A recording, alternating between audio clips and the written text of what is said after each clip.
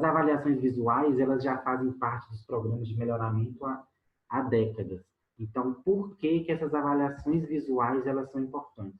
Não tem como medir, não temos condições de medir todas as características de interesse econômico. Algumas características, como aprumo, funcionalidade, vigor, harmonia, não são mensuráveis, então não tem como ser medidas por instrumentos. Então, algumas características específicas, a gente precisa dessa avaliação visual para poder ter nossos parâmetros. Nenhum mecanismo é tão rápido e eficiente para integrar informações em um só conceito como o olho humano. Então, a gente, com o passar do tempo, a gente consegue identificar um animal no pasto ou numa pista de julgamento através apenas da visualização. A gente consegue identificar se aquele animal ele é bom para determinadas características ou quais são os pontos de melhoria ou os defeitos daquele animal. E a seleção puramente numérica, dessa forma, ela pode levar a desequilíbrios. Exemplo, seleção por maior peso final aumenta a manutenção e reduz a precocidade. A gente sabe que, então, hoje em dia, que indivíduos maiores, indivíduos de estrutura fisiológica maior, eles são mais tardios, tanto de acabamento de carcaça, quanto de precocidade sexual. Então, são características que, apesar de um ganho de peso maior e um ganho de peso final maior ser uma coisa que deve ser levada em consideração, a gente sabe que nem sempre o que vai pesar mais vai ser o que vai me trazer uma maior lucratividade. Nem sempre aquela vaca que vai me produzir mais leite é aquela vaca que vai ser mais rentável. Então, essas características puramente numéricas, elas devem ser levadas em consideração e tratadas de forma a gente estudar para saber se ela está trazendo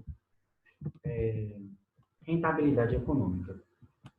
Com relação a isso, então, o fluxo genético ele gira em torno de um núcleo de seleção, que é hoje em dia os animais que a gente tem em provas de melhoramento genético ou em pistas de julgamento, que vão servir de base para o nosso rebanho comercial, que é o nosso volume maior. Hoje em dia, na pista de julgamento, a gente tem os jurados, eles preconizam indivíduos com características morfológicas,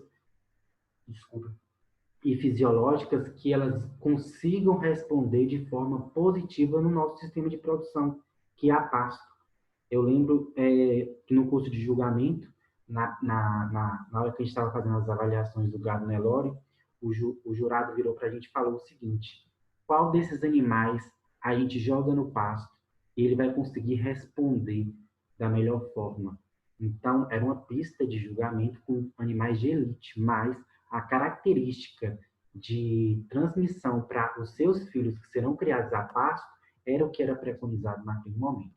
Então, por mais que a gente tenha indivíduos, digamos, melhoradores e de elite, a gente precisa que esses indivíduos produzam filhos que respondam positivamente no nosso sistema de produção, que é a produção a pasto. Então, isso é uma característica que a gente, hoje em dia, tem levado em consideração. Existe, então, essa união dessa seleção de pista e seleção de fazenda. Então, esses animais que a gente encontra dentro da pista, eles têm que responder, eles têm que produzir filhos que respondam no nosso sistema de produção, que em sua maioria é a pasto. Então, esse controle ele tem que ser feito. E a gente precisa identificar, então, um sistema de produção que deve maximizar o uso de energia e minimizar o tempo. O que isso representa? Isso quer dizer o quê? Que a gente precisa saber qual é o tipo de animal que mais se adequa ao nosso sistema de produção. Tá certo que, às vezes, a gente tem preferências por algumas raças, mas a gente tem que respeitar a proposta de cada raça, identificar e saber que animal a gente vai selecionar para cada ambiente que a gente tem. Então, eu selecionei aqui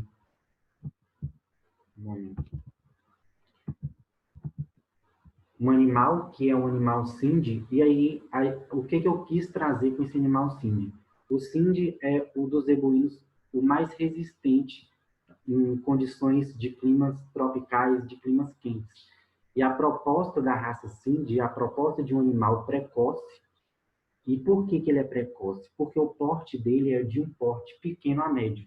Então, é um animal que ele tem um acabamento de carcaça mais rápido, ele tem uma precocidade sexual maior. E a gente precisa respeitar essas características da raça Sind, que é justamente esse pequeno porte.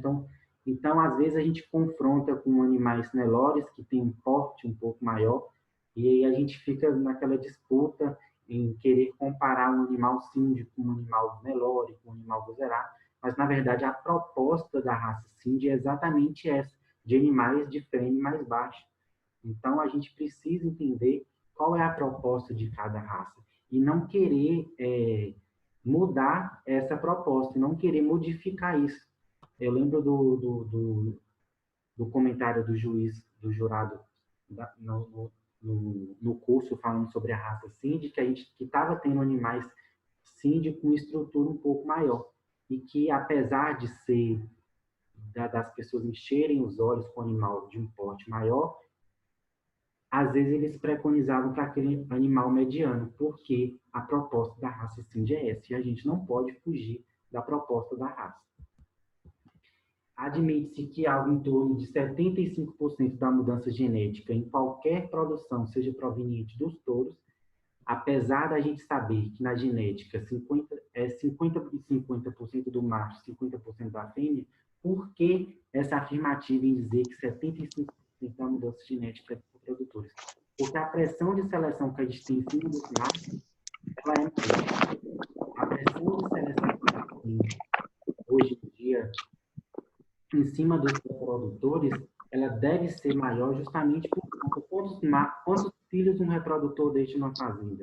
Pensem vocês no central do sêmen, quantos sêmen um reprodutor desse não deixa. Então, é um ponto aqui que acaba sendo mais filosófico, mais para a gente entender a importância da seleção desses reprodutores e a importância que o macho tem do sistema de produção.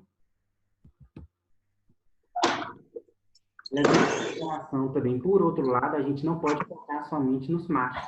A gente tem que entender que qualidade e melhoramento está ligado também à quantidade. Isso aí vem com relação à confiabilidade e à acurácia desses dados que a gente tem. Por isso que as características mais importantes em qualquer sistema de produção hoje em dia, elas estão ligadas à reprodução. E a reprodução, ela está intimamente ligada com quem? Com as fêmeas, porque é a fêmea que pare, é a fêmea que vai dar um bezerro ao ano. Então, são essas características que as reprodutivas, hoje em dia, que devem ser levadas em consideração, que a gente precisa ter em mente. Não só levando, eu exaltei a importância do macho, mas a fêmea, ela vem aí, então, para dizer que a parte reprodutiva na fêmea também é importante.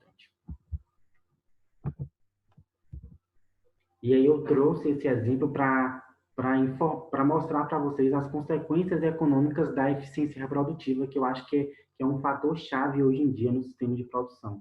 Da seleção atual hoje em dia, a eficiência reprodutiva é um dos fatores mais importantes.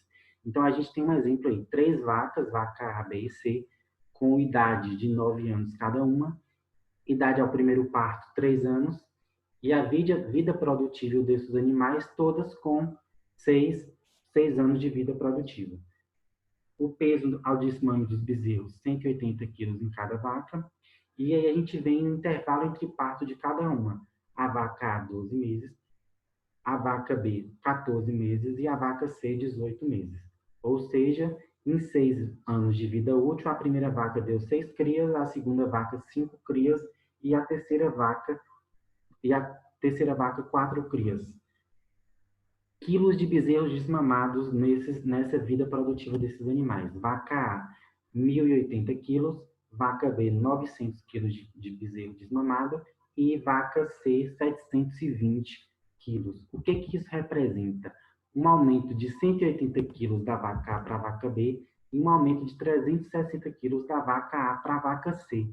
a gente, talvez algumas pessoas vão achar isso pouco, mas extrapolem esses valores para um rebanho com 100, 500, 10 mil vacas. Então, quando a gente extrapola esses dados reprodutivos para um rebanho considerável, a gente vai perceber que a perda econômica é muito grande. Peço desculpas por não trazer imagens de zebuínos, mas é para exemplificar como que essas consequências econômicas elas podem. Eu dei o exemplo do gado de corte, agora eu vou dar exemplo no gado de leite. A gente tem dois indivíduos aí, um indivíduo de estrutura mais baixa e um indivíduo de estrutura mais alta. Então, a gente tem o primeiro indivíduo com 11 mil litros na lactação, um outro indivíduo com 13 mil litros na lactação. A gente tem 9 meses de lactação no primeiro e 11 meses de lactação no segundo. Olha, o que produziu mais teve 60 dias a mais de produção ainda. Só que a vaca mais baixa, ela teve 11 meses de intervalo entre partos e a vaca mais alta, 16 meses de intervalo entre partos. Se a gente faz essa divisão da quantidade de litros pela quantidade de dias de intervalo entre partos, a gente vai ter que a vaca mais baixa ela produziu 33,3 litros por dia de intervalos entre partos e a vaca mais alta 27 litros por dia. Por que, que essa conta tem que ser feita dessa forma? Porque a vaca seca ela vai continuar consumindo na sua propriedade.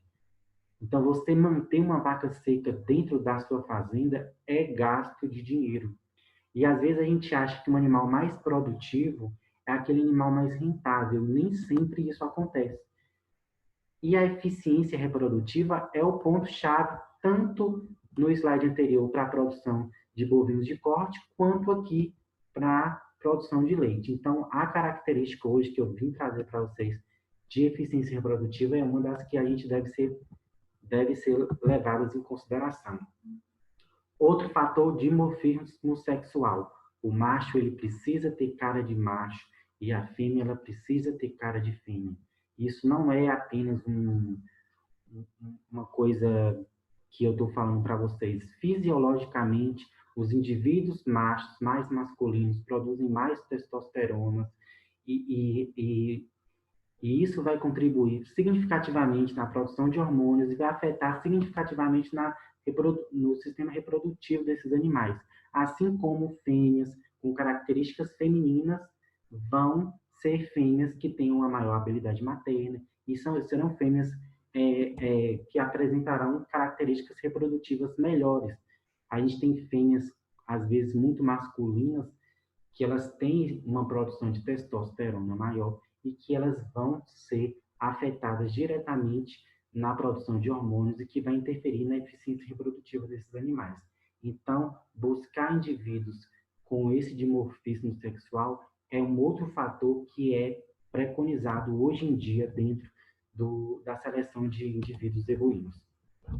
Eu trouxe um outro gráfico que é muito importante para a gente mostrar como que mudou a situação de seleção de antigamente para hoje em dia é expressado nesse gráfico. A gente pode ver que essa parte em azul aí é com relação ao requerimento de energia para mantença e a parte em amarelo é o requerimento de energia para produção. Percebam como que se inverteu com o passar do tempo. Então, antigamente, a gente tinha indivíduos menos produtivos. Hoje em dia, a gente tem indivíduos mais produtivos. E com essa mudança do requerimento de energia desses animais, o que que isso acontece? Acontece que os animais eles são mais produtivos. Se eles são mais produtivos, fisiologicamente, eles são diferentes daqueles animais de antigamente. E se eles são fisiologicamente diferentes, essas características fisiológicas elas conseguem hoje em dia ser expressadas pelo seu fenótipo. Então a gente precisa encontrar qual é o fenótipo que a gente vai ter hoje em dia de características que vão ser selecionados para um indivíduo de corte, um indivíduo de leite. Quais são os fenótipos ideais? Hoje em dia a gente já consegue fazer essa identificação e a gente precisa entender que os animais que a gente selecionava antes são diferentes dos animais que a gente seleciona hoje em dia. E aí eu coloquei esse slide justamente para a gente ver que hoje em dia